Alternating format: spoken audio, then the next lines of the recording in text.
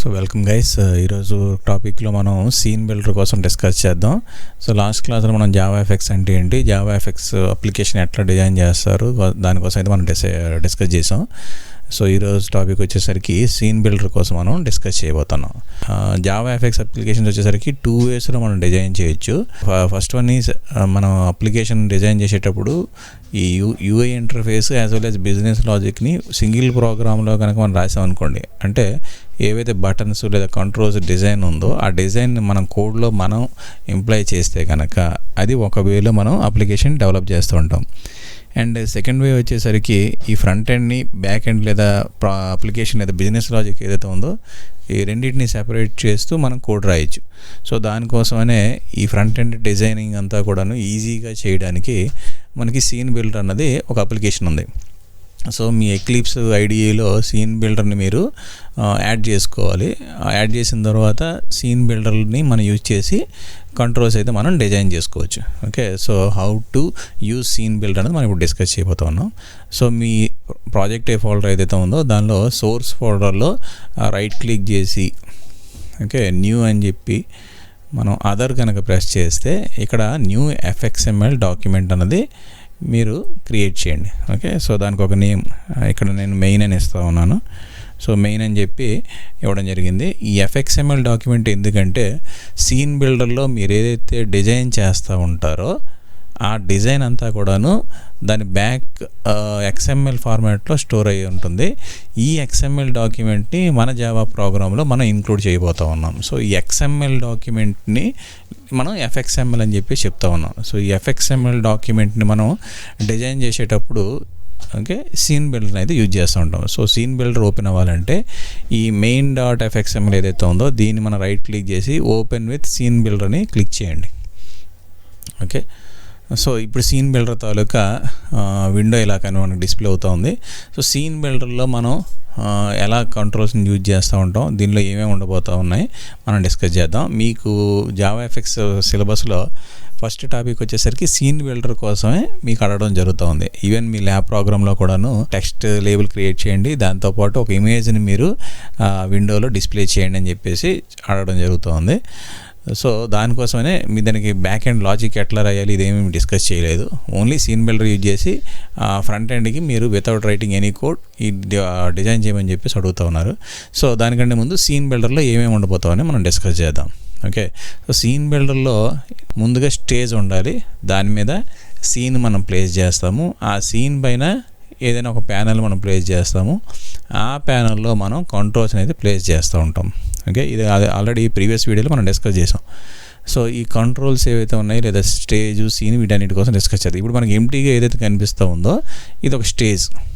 Okay, ఈ stage మీద మనం డిఫరెంట్ ప్యానల్స్ని లేదా పెయిన్స్ని ప్లేస్ చేయొచ్చు. ఇక్కడ మనం లెఫ్ట్ సైడ్ చూసుకుంటే కనుక కంటైనర్స్ అని ఒక ట్యాబ్ ఉందండి. సో ఈ కంటైనర్స్లో డిఫరెంట్ టైప్స్ ఆఫ్ పెయిన్స్ ఉంటాయి. ఓకే, ఇప్పుడు మనం దీనికి ఏమేమి పెయిన్స్ ఉన్నాయో ఒకసారి చెక్ చేద్దాం. చూడండి, ఇక్కడ anchor pane, border pane, okay next button bar, dialog pane, okay next flow pane, grid pane, okay H box, V box pane, scroll pane, ఇట్లాంటివి డిఫరెంట్ పెయిన్స్ ఉన్నాయి. Panes are nothing but panels. Okay, so stage మీద ముందుగా మనం ఒక scene place చేసేటప్పుడు ఆ సీన్లో కొన్ని ప్యానల్స్ అయితే మనం ప్లేస్ చేయబోతున్నాం. సో ఎంటీ పెయిన్ కావాలనుకోండి, ఈ పెయిన్ తీసుకొచ్చి ఇక్కడ మనం డ్రాగ్ అండ్ డ్రాప్ చేస్తే ఓకే ఇది ఒక ఎంటీ పెయిన్ అనేది మనకి క్రియేట్ అయింది. అదైందా? సో ఇది ఒక ఎంటీ పెయిన్. ఓకే, సో ఈ ఎంటీ పెయిన్లో మనం కంట్రోల్స్ని ప్లేస్ చేయబోతున్నాం.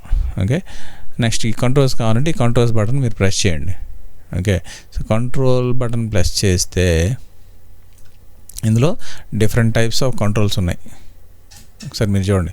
ఫర్ ఎగ్జాంపుల్ మీకు బటన్ కావాలనుకోండి, ఈ బటన్ తీసుకొచ్చి ఇక్కడ డ్రాగ్ అండ్ డ్రాప్ చేస్తే సరిపోతుంది. ఏ ప్లేస్లో ఇస్తే కనుక ఆ లొకేషన్లో ఆ బటన్ అనేది ప్లేస్ అయిపోతుంది.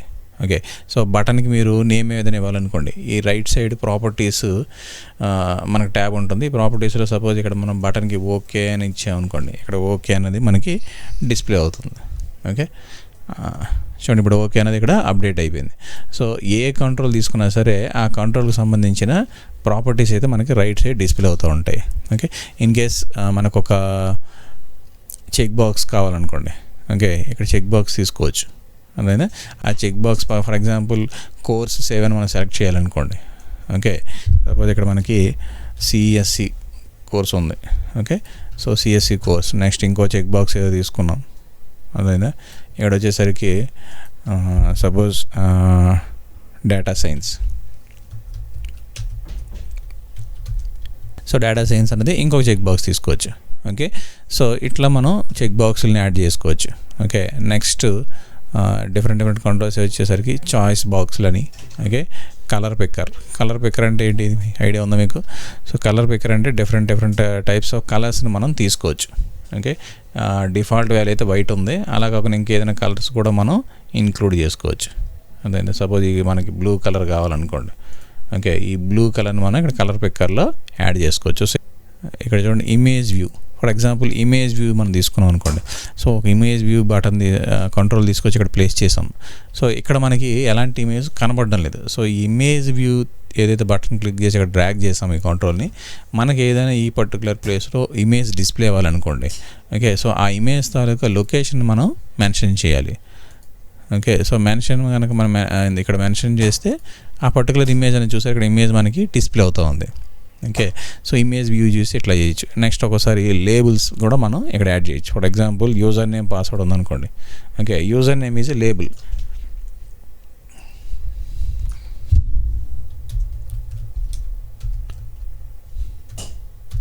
అందుకని యూజర్ నేమ్ అనేది మనం ఇక్కడ ఇవ్వడం జరిగింది. నెక్స్ట్ దానికి కరస్పాండింగ్ పాస్వర్డ్ ఇవ్వాలనుకోండి. అక్కడ మనకి ఏం అవసరం అవుతుంటుంది, ఒక టెక్స్ట్ ఫీల్డ్ అవసరం అవుతూ ఉంటుంది. ఓకే, సో టెక్స్ట్ ఫీల్డ్ కూడా మనం ఇక్కడ యాడ్ చేసుకోవచ్చు. చూడండి ఇక్కడ టెక్స్ట్ ఏరియా లేదా టెక్స్ట్ ఫీల్డ్ ఉంది.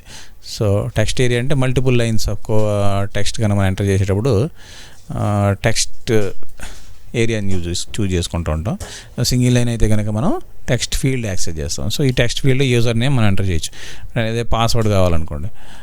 నెక్స్ట్ ఇంకొక లేబుల్ తీసుకోండి.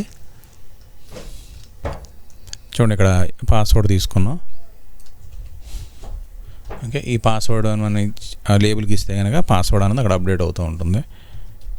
ఓకే, నెక్స్ట్ దీని పక్కన కనుక మనకు పాస్వర్డ్ టెక్స్ట్ ఫీల్డ్ కావాలనుకోండి, అంటే స్టార్స్ మనకు డిస్ప్లే అవుతూ ఉంటాయి చూసారా. సో పాస్వర్డ్ ఫీల్డ్ని కూడా మనం ఇక్కడ యాడ్ చేసుకోవచ్చు. ఓకే, సో ఇక్కడ మనం ఎంటర్ చేసే టెక్స్ట్ అంతా కూడా మనకి ఇక్కడ డిస్ప్లే అవుతుంది. ఫర్ ఎగ్జాంపుల్ ఎంటర్ పాస్వర్డ్ అని చెప్పేసి మనకి డిస్ప్లే కావాలనుకోండి. ఇనీషియల్గా ఎంటర్ పాస్వర్డ్ అని, ఓకే, అది మనకి డిఫాల్ట్గా అవుట్ ఆఫ్ ఫోకస్ అయిపోయి డిస్ప్లే అవుతూ ఉంటుంది. సో ఇట్లా మనం ఈవెన్ యూజర్ నేమ్ కూడా మనం ఎట్లా చేసుకోవచ్చు. ఓకే, సో ఇట్లా మనం కంట్రోల్స్ని మన ప్యానల్కి మనం యాడ్ చేస్తూ ఉంటాం. బ్యాక్ ఎండ్లో ఈ ప్యానల్ అనేది సీన్కి యాడ్ అవుతూ ఉంది. ఆ సీన్ని మనం ఇంటర్నల్గా స్టేజ్కి యాడ్ చేస్తూ ఉంటాం. ఓకే, సో ఇట్లా మనం సీన్ బిల్డర్ని యూజ్ చేసి ఈ కంట్రోల్స్ని డిజైన్ చేస్తూ ఉంటాము. ఈ సీన్ బిల్డర్ని యూజ్ చేయడం వల్ల చాలా ఈజీగా ఈ ప్రాసెస్ అంతా జరుగుతూ ఉంటుంది. సో ఇప్పుడు ఏవైతే మనం కంట్రోల్స్ని యాడ్ చేసామో దీని తాలూకా ప్రివ్యూ ఎలా ఉండబోతుందో ఇక్కడ మనం ప్రివ్యూ బటన్ క్లిక్ చేసి show preview in window press చేసాం అనుకోండి. సో మనకి అవుట్పుట్ యాక్చువల్గా ఈ రకంగా డిస్ప్లే అయిపోతూ ఉంటుంది. ఓకే, సో ఇట్లా మనం డిజైన్ చేసుకుంటూ ఉంటాం. అయితే ఇది బటన్ ప్రెస్ చేశారు, ఏం జరగాలి? ఓకే, యూజర్ నేమ్ ఎంటర్ చేశారు లేదా పాస్వర్డ్ ఎంటర్ చేశారు. ఆ ఏం జరగాలన్నది ఇంటర్నల్గా ఏం జరగాలో ఆ టాస్క్ ఏదైతే ఉందో దాన్ని మనం బిజినెస్ లాజిక్ అంటాం. సో ఆ బిజినెస్ లాజిక్ ఎట్లా రన్ అవ్వాలో జావా ఎఫెక్ట్స్ డాక్యుమెంట్ ఏదైతే ఉందో దానిలో మనం అయితే కోడ్ అంతా మెన్షన్ చేయడం జరుగుతూ ఉంటుంది. ఓకే, సో ఇప్పుడు మనం ఇదంతా డిజైన్ చేసిన తర్వాత దీన్ని సేవ్ చేసేసి క్లోజ్ చేసాం అనుకోండి. ఓకే, సో ఇనీషియల్గా మనం ఎక్లిప్స్లో ఒక ఎఫ్ఎక్స్ఎంఎల్ డాక్యుమెంట్ క్రియేట్ చేసాము. ఆ డాక్యుమెంట్ని జావా సీన్ బిల్డర్ ఓపెన్ చేసేసి మనం డిజైన్ చేసాం. ఓకే, ఇదంతా జరిగిన తర్వాత మీరు క్లోజ్ చేస్తారు, ఈ డాక్యుమెంట్ని సేవ్ చేశారు. ఓకే, ఇప్పుడు రిఫ్రెష్ చేస్తే కనుక చూడండి ఏవైతే కంట్రోల్స్ మనం యాడ్ చేసామో ఈ కంట్రోల్కి సంబంధించిన ఎక్స్ఎంఎల్ ఫార్మాట్ అంతా కూడాను ఇన్బిల్ట్గా బ్యాక్ ఎండ్లో డెవలప్ చేయడం జరిగింది. ఒక మనం బటన్ తీసుకున్నాం, టెక్స్ట్ ఫీల్డ్ తీసుకున్నాం, నెక్స్ట్ పాస్వర్డ్ ఫీల్డ్ తీసుకున్నాం, లేబుల్ తీసుకున్నాం, వీటన్నిటి కూడాను బ్యాక్ ఎండ్లో ఆటోమేటిక్గా కోడ్ రాయడం అయితే జరిగింది. ఓకే, సో ఈ ఎఫ్ఎక్స్ఎంఎల్ డాక్యుమెంట్ మనం జావా ప్రోగ్రామ్లో ఇంక్లూడ్ చేసి తర్వాత ప్రోగ్రామ్ అంతా అయితే మనం కంట్రోల్ చేయబోతున్నాం. Okay, so this is a brief discussion about Scene Builder. Okay. So Scene Builder అనేది చాలా ఈజీ టాపిక్. ఇదేంటంటే డ్రాగ్ అండ్ డ్రాప్ టైప్లో మనం ఫ్రంట్ ఎండ్ని డిజైన్ చేయడానికి లేదా యూఐని డిజైన్ చేయడానికి సీన్ బిల్డర్ని యూజ్ చేస్తూ ఉంటాము. ఈ సీన్ బిల్డర్ని మనం ఎక్లిప్స్ అవ్వచ్చు, లేదంటే ఇంటెలిజే అవ్వచ్చు, ఓకే, లేదంటే నెట్ బీన్స్ యూజ్ చేసి కూడాను మనం డిజైన్ చేయొచ్చు.